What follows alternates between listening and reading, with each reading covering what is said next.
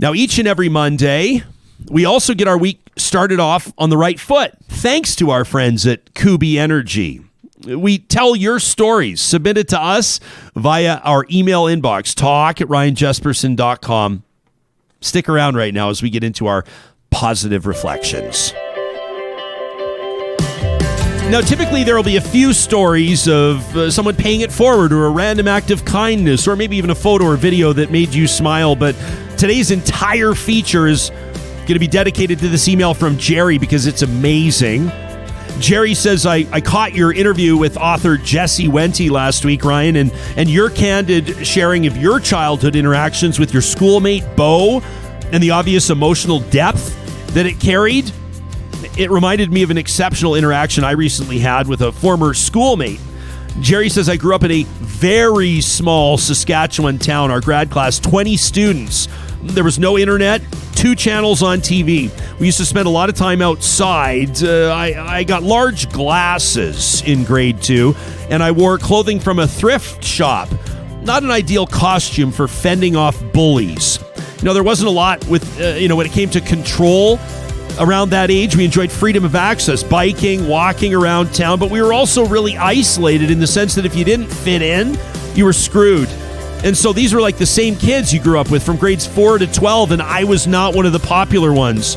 And even though I was white, I was subjected to ethnic slurs. I didn't find out what WAP meant until I was in my 20s. And the kids used to chirp me about my dad's job. He spent his life devoted to the Department of Highways. It was a government job, and this must have come from the parents, because how the hell would kids know to make fun of a guy based on what his dad did? I learned in my later years, in my 20s, about the stress my dad saw in his job. Every winter for 37 winters, he'd go out when the weather was the worst. He'd clear roads to keep travelers safe.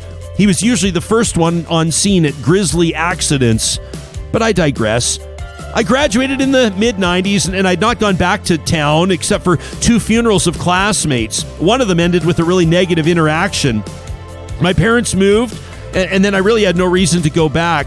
The positive memories were vastly overshadowed by an overall sense of anger and resentment after years of bullying. Says it's been very sad for me. But fast forward to recent times. We lived in Cold Lake.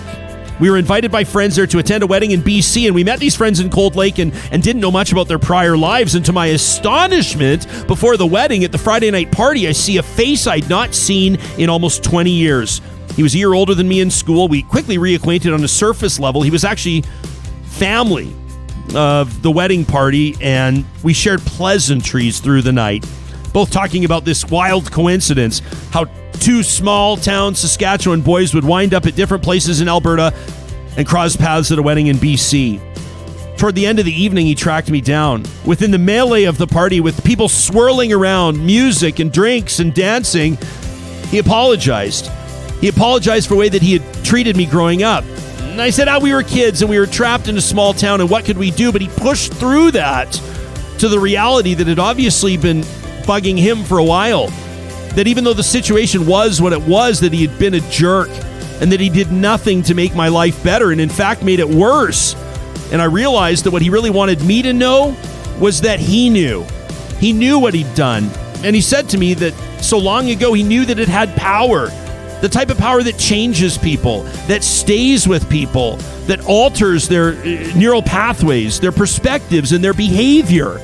And maybe there was some self-serving element to it, and that's not lost on me, but that moment at that party changed my life. It changed me again, in fact, and this time for the good. I made sure he knew on many levels how his words affected me, from my still present deep emotional pain to all my subsequent relationships. He gave credence to the suspicion I've always had that people do know how their actions affect others, and they do think about it later. They do reflect on it, and it can change them. It was a heavy moment, a moment I'll never forget. And I've used it as validation in my own quest to right my own past wrongs and to do less harm in the world, to be more reflective, more positive, to speak up when I can drive change. It's part of my journey. An actionable, measurable journey that forces conversations, debates, education, and real talk. That night was incredible. With a few small words, that person initiated a chain of events that will have positive impacts for years, if not generations, through my children. And it shows it's never too late.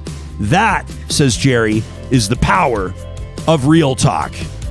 Absolutely incredible, Jerry. I've got chills. Thanks for sharing. You can be like Jerry and send us an email, your positive reflection, to talk@ryanjesperson.com. Coming up on the show tomorrow, we are working on getting journalist Brandy Morin to join us. She's been covering right there on the front lines, so to speak, that Ferry Creek blockade. We'll take a look at her remarkable videos and hear the stories that the rest of Canada needs to hear. Plus, we're going to find out more about the future of Alberta's energy industry. How much do you know about geothermal? We'll ramp it up on Tuesday's show. In the meantime, make it a great Monday. Thanks for hanging out with us today, and we'll talk to you soon.